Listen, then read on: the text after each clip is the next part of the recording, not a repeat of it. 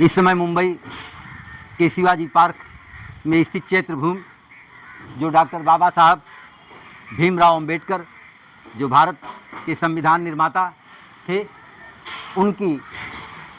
उनका यहाँ अंतिम संस्कार, समाधि स्थल, उनकी अंत्येष्टि यहीं की गई थी चैत्रभूमि पर। आज हम खुद बम्बई न जाने कितनी बार आना जाना हुआ, चौपाटी दिख रही है शिवाजी पार्क कई बार आना जाना हुआ, लेकिन इस चैत्रभूमि के पावन धरती पर, बाबा जी की स्थली पर यहाँ पहली बार हमारा या हम जैसे लोगों का आगमन हुआ है। कुछ हमारे साथी मुंबई से हैं, जिनके पास हम चलते हैं, जिनके पास बाबा जी के संबंध में बहुत सारी जानकारियाँ भी हैं, या हम उनसे कुछ सवाल पूछेंगे। हमारे साथ राजेंद्र तिवारी मुंबई, जिनका यूट्यूब चैनल भी है। आप एक सोशल यूट्यूबर हैं, सामाजिक चीज़ों को प्रसारित करते रहते हैं। हमारे बड़े भाई भी हैं, संयोग है कि आज हम उनके साथ हैं। आप अपने नाम के साथ ये बताएं कि आप चैत्रभूमि कभी आए हैं कि पहली बार आगमन हुआ है? राजेंद्र तिवारी मेरा नाम है और शिवाजी पार्क में आना जाना बचपन से लगा रहा है। यहाँ पर चूँकि माहिम में ही हम रहते थे पहले, आज से 90 के पहले, बचपन से ले करके 90 तक माहिम में रहे और शिवाजी पार्क अक्सर करके आना जाना रहा मेरा। लेकिन इस चैत्य भूमि का जो नवीनीकरण हुआ है ये बहुत ही बढ़िया है और ये कुछ 10-15 साल में हुआ है। तो इस बीच मेरा आना यहाँ पर चैत्य भूमि में बाबा साहब अम्बेडकर के करीब में बैठने का अवसर आज पहली बार मिला है। आपका नाम और आप कहाँ से हैं बताएंगे? मेरा नाम अशोक कुट्टी है। प्लीज बोलिए। और मैं मुंबई शहर में ही रहता हूँ 50-60। जैसे कि अम्बेडकर के संबंधित मैं बचपन से 4 उम्र में ही सब कुछ देखता रहा। मैं कांदोली बौद्ध कॉलोनी यहाँ पर रहता था। सामने देखिए, यहाँ पर रहता था। इसलिए उस आंदोलन का जो भी तीव्रता है वो मुझे पता है। आम लोगों में, जो छोटे लोगों में जो उसकी एकदम ये है जो आंदोलन करने का कि बाबा साहब अम्बेडकर को या जरा भी कोई कुछ कर दिया तो उस दिन वो लोग पूरा चिढ़ उठते हैं। ऐसे ही मैं कांदोली में रहता था भी हुआ। जब मैं सीजीएस कॉलोनी में गया, वहाँ पर भी किसी ने अम्बेडकर का थोड़ा सा कुछ किया, एक सीएसएफ वालों ने, तो उसकी हालत ऐसी बिगड़ गई कि ऐसा बिगड़ गया कि वो सीएसएफ वाले का नौकरी को भी सस्पेंड करना पड़ा। इतना अम्बेडकर का आज भी मरने के बाद भी होता है इस मुंबई शहर के अंदर। आपके बारे में सुना है कि आप एक अम्बेडकरवादी कार्यकर्ता हैं। आप अपना शॉर्ट में नाम और परिचय देते हुए अम्बेडकर जी के बारे में, चैत्रभूमि के बारे में हमारे साथी के दर्शकों को बताएं। मेरा नाम अर्जुन बछुटे है और ये मेरा जन्म स्थान है चिलगांव गांजी तालुका के जिला बीड़। यहाँ से मैं आया हूँ और मुंबई से मैं कम से कम 37 ईयर्स में मैं मुंबई में रहता हूँ। और ये जो हमारी मूवमेंट चलती है, चाहे वो कचरा वातुक हो, चाहे कोई दलित मूवमेंट हो, दलित तो हम बात नहीं करते। जब बाबा साहब ने बौद्ध धर्म स्वीकार लिया नागपुर में, तो उसी वक्त से हम बौद्ध कहते हैं। लेकिन ये दलित मूवमेंट बोल के ये चला रहे हैं, कोई बात नहीं है, लेकिन हम बुद्धिस्ट बोल के पूरा बाबा साहब ने तो जातियों के नाश के लिए बात की, जातियों के अंत की बात की, बराबर है, सब समाज की बात की। बाबा साहब ने सब समाज के लिए। देखो हमारे इंडिया के अंदर कितना जाति है, बहुत जाति है, लेकिन ये जो सब है, तुम कर्नाटक में जाओ, आंध्रा में जाओ, बिहार में जाओ, यूपी में जाओ, अलग अलग जाति के लोग हैं, क्या संस्कृति है अलग अलग।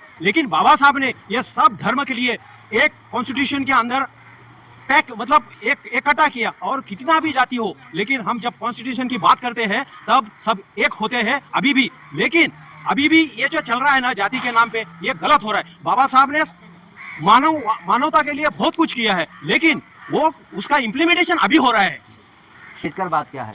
अम्बेडकर, देखो अम्बेडकरवाद ये समझाता है कि कोई भी किसी की अन्याय के, अत्याचार के ऊपर लड़ा देने के लिए बाबा साहब ने जो आंदोलन किया है, वही तो अम्बेडकरवाद है। हाँ।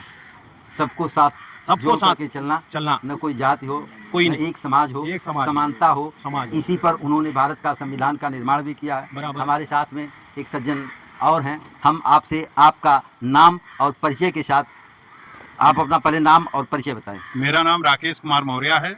मैं मुंबई में 35 वर्षों से रहता हूँ। कहाँ के रहने वाले हैं? हमारा जन्म स्थान देवरिया जिला है जी देवरिया के बगल में कुशीनगर है जी।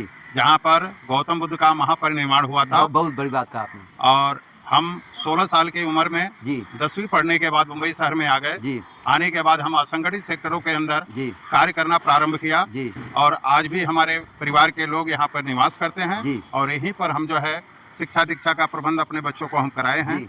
और यहाँ पर हम रहते हैं। जी। आज हम पहली बार बाबा साहब के समाधि पे आने का मुझे मौका मिला और मुझे बड़ी खुशी की बात हुई। बाबा जी की बाबा डॉक्टर भीमराव अंबेडकर साहब की मृत्यु दिल्ली में हुई जी। और क्या कारण है कि दिल्ली में उनकी अंत्येष्टि न करके उनको बम्बई यहाँ चैत्र भूमि में लाया गया, उनकी अंत्येष्टि यहाँ हुई? बाबा साहब आम्बेडकर की मृत्यु दिल्ली में हुई और चूंकि बाबा साहब आम्बेडकर एक राष्ट्रीय नेता थे, राष्ट्रीय नहीं क्योंकि उस समय दिल्ली जो है देश की राजधानी घोषित हो चुका था, इसलिए हमारे देश के जो उस समय के कर्णधार थे, जो कांग्रेस के बड़े बड़े नेता थे, उन्होंने सोचा कि अगर बाबा साहब आम्बेडकर की समाधि दिल्ली में बनाई जाएगी तो पूरी दुनिया के जो है जितने भी राष्ट्राध्यक्ष आएंगे और यहाँ पर उनकी समाधि पे जाएंगे, उनसे प्रेरणा लेंगे, क्योंकि बाबा साहब आम्बेडकर एक असामान्य व्यक्ति थे। बाबा साहब आम्बेडकर ने जो अपना शिक्षा दीक्षा का स्तर इतना ऊंचा कर दिया था कि बाबा साहब आम्बेडकर ने इस देश की संविधान की रचना किया, उसके संविधान सभा के वह अध्यक्ष बनाए गए। उस समय के जो नेता थे वो कहते थे बाबा साहब आम्बेडकर को संविधान सभा में घुसने नहीं दिया जाएगा, लेकिन बड़े खुशी की बात है कि बाबा साहब आम्बेडकर आज जो बांग्लादेश है वहाँ से चुन करके आए और संयोग से वो पाकिस्तान के असेंबली में चले गए। लेकिन उस समय के जो वर्तमान के प्रधानमंत्री थे वो पंडित जवाहरलाल नेहरू थे।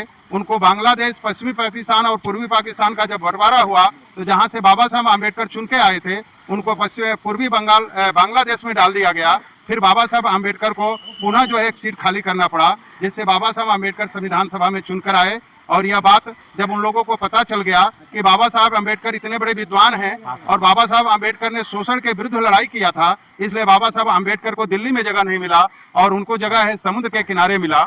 और आज हम इस समाधि पे आए हैं, लेकिन बाबा साहब आम्बेडकर का महाराष्ट्र में जो समाधि है इससे उनका कद ऊंचा नहीं हो जाता। लेकिन बाबा साहब आम्बेडकर की समाधि अगर दिल्ली में बनती तो पूरी दुनिया के लोग आते और बाबा साहब के समाधि से प्रेरणा लेते, क्योंकि बाबा साहब आम्बेडकर भारत में ऐसे व्यक्ति थे कि जो डॉक्टर ऑफ साइंस की डिग्री उन्होंने प्राप्त किया था।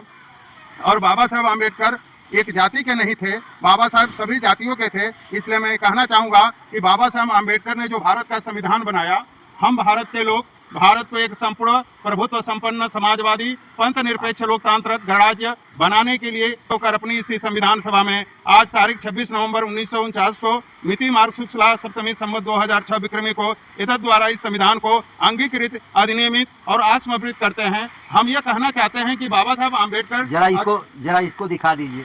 बाबा साहब भारत के आम्बेडकर संविधान की प्रस्तावना। बाबा साहब आम्बेडकर सिर्फ अछूतों के नेता नहीं थे। अगर अछूतों के नेता होते तो बाबा साहब आम्बेडकर ने अपनी उद्देशिका के अंदर यह नहीं लिखा होता कि हम भारत के लोग में ब्राह्मण, क्षत्रिय, वैश्य, शूद्र, ओबीसी, एसटी, अपर क्लास के सभी लोग आते हैं। इसलिए बाबा साहब आम्बेडकर एक महान नेता थे और वैसे महान नेता का आपने बहुत बड़ी बात की कि बाबा डॉक्टर भीमराव अंबेडकर चैत्र भूमि है, चैत्र भूमि पे जहाँ हम बैठ करके आपस में चर्चा किए हैं। इस चैत्र भूमि में आए बाबा अंबेडकर जी को नमन किया, आप सबसे बात हुई। साथी की तरफ से आप सभी दर्शकों को और जो हमारे साथ थे आप सभी को साथी की तरफ से बहुत बहुत धन्यवाद।